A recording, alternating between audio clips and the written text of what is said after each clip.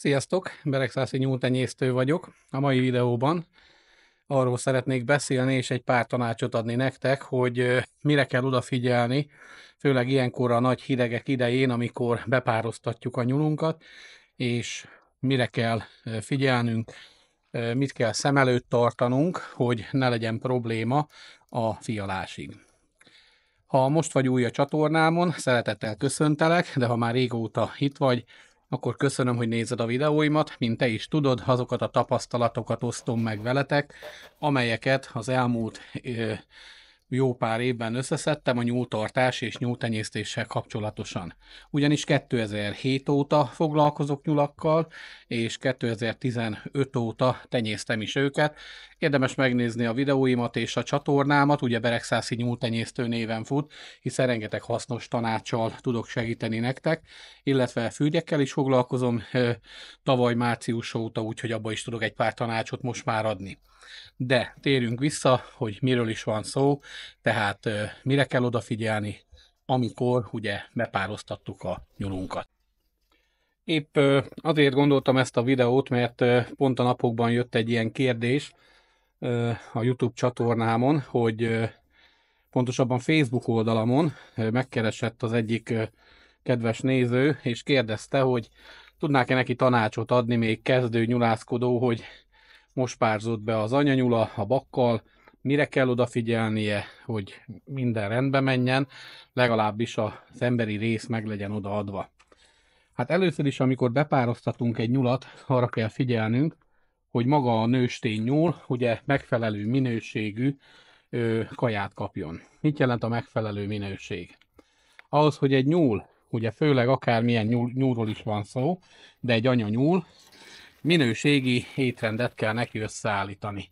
Tehát mindenképpen figyelni kell arra, hogy amit eddig kapott tenni, például ha megszoktuk etetni kukoricával, zabbal, pici táppal, most azért bőségesen legyen előtte jóval több, mint a megszokott helyzetben, hiszen embriók fognak fejlődni benne. Ugye a nyúl az általában egy szaporajószág, minimum 5-6, de akár 10 embrió is kifejlődhet, és igenis nagy szerepe van annak, hogy milyen minőségű kaját adunk, amikor megtermékenyül a nyuszi, hiszen akár több kisnyúl is termékenyülhet meg benne, és az elősegíti, hogy az alatt a 30 nap alatt, ameddig ugye történni fog a kisnyulak fejlődése az anyuka hasába, addig megfelelően fejlődjenek és egészséges kisnyucik szülessenek, jöjjenek világra.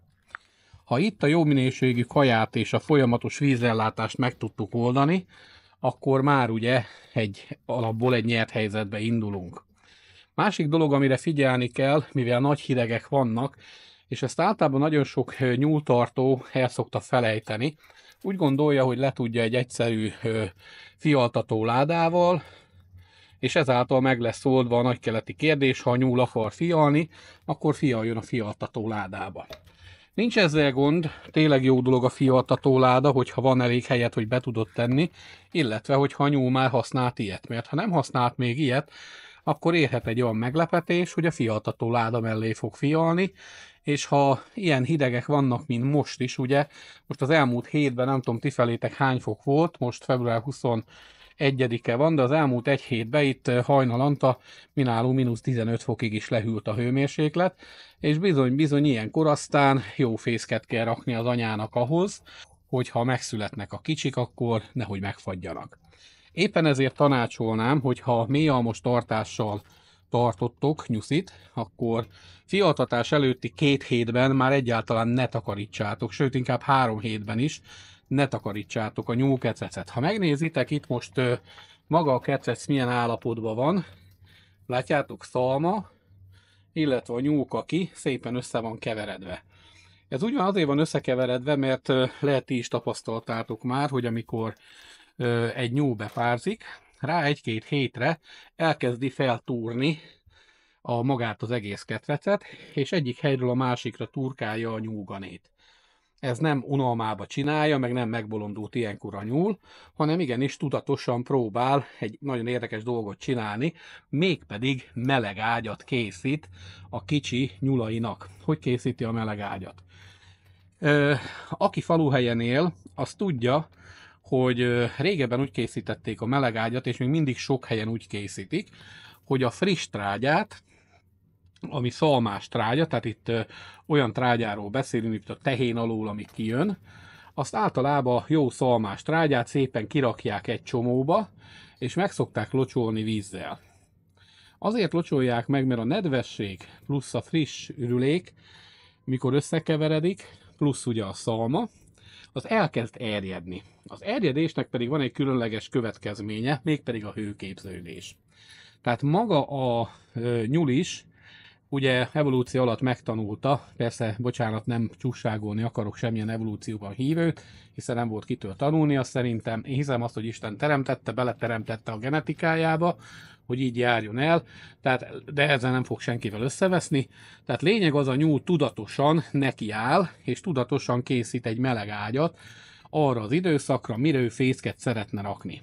Mert ha ti is már tartotok nyulat, akkor észrevettétek, hogy általában ennek a kupacnak a közepébe szokta, egyik oldalt felhalmozza, átrakja a másikra, és ennek a közepébe szokta megrakni a fészket.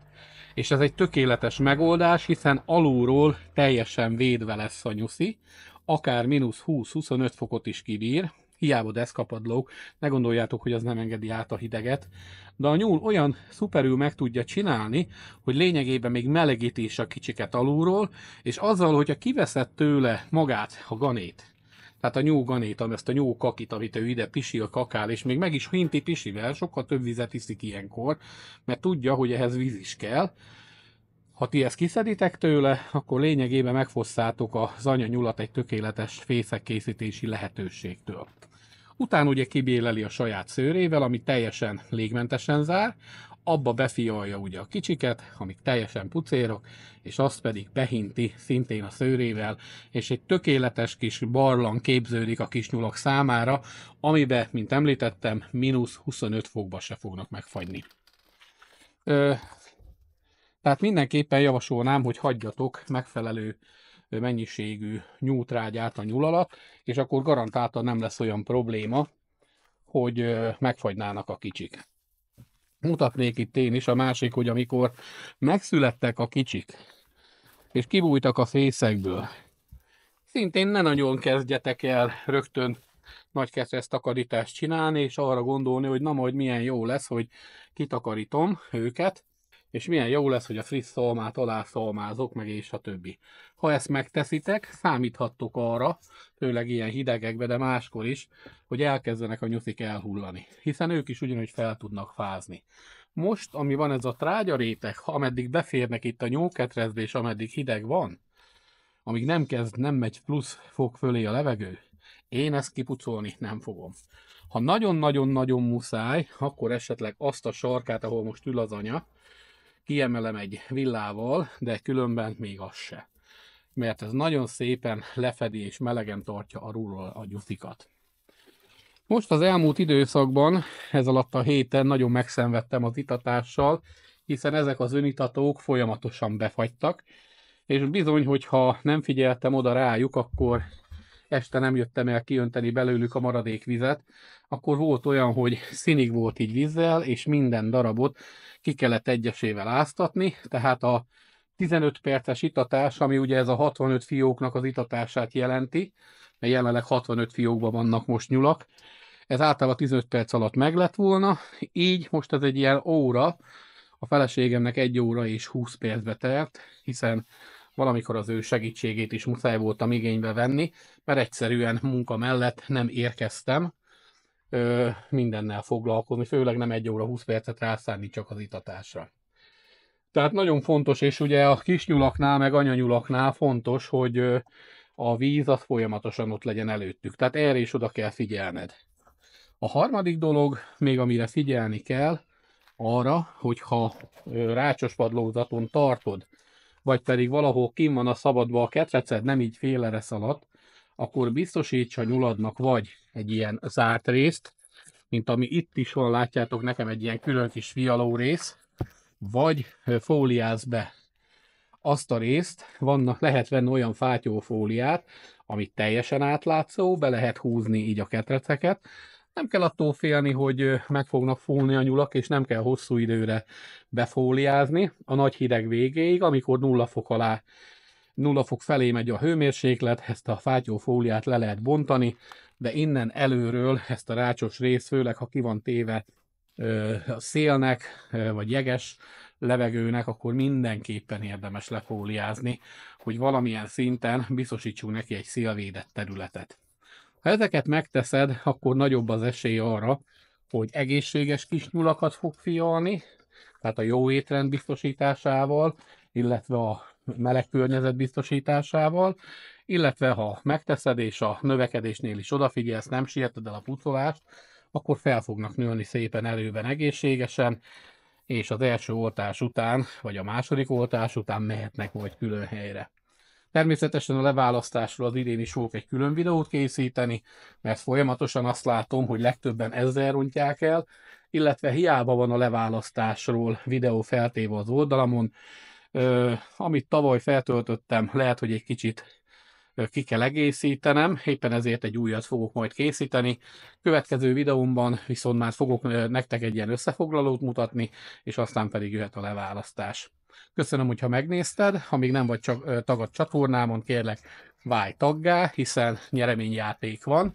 A nyereményjátékban ugye nagyon jó nyeremények vannak, ezt meg tudod nézni a videóim között, van egy olyan, hogy játsz a Beregszászi nyúltenyésztővel, ajánlom a figyelmetekben, nézzétek végig, ott vannak a feltételek, és köszönöm, hogyha már eddig is követtél, és kérlek lájkold mindenképpen a videót, legalább egy 100 like, hogyha van a videó alatt, akkor, tehát maga a YouTube csatornán, és plusz még kommentet is írsz, akkor nagyobb az esélye, hogy mindenképpen előtérbe fogja helyezni a YouTube, és több embernek fogja felajánlani, hogy nézzék meg a videómat. Ha ennyibe is segíten a munkámat, ezt is megköszönöm. Még megmutatom a tyúkokat. Szépen végig telelték az egész telet, gyönyörűen tojtak végig. Most csökkent le a tojás mennyiség, valószínűleg a nagy hideg és az intenzív tojás miatt, mert folyamatosan tojtak, napi szinten a 30 tyúk, vagy 28 tyúk, napi szinten 24 tojást produkált, amit tudtak októbertől egész február elejéig biztosítani, én teljesen meg vagyok velük elégedve, úgyhogy ha most visszaveszik a tojás mennyiséget, most ilyen napi 10 darabra csökkent, én ezzel is meg leszek elégedve. Hadd pihenjenek. Köszönöm a figyelmeteket, legyen szép a napotok, sziasztok!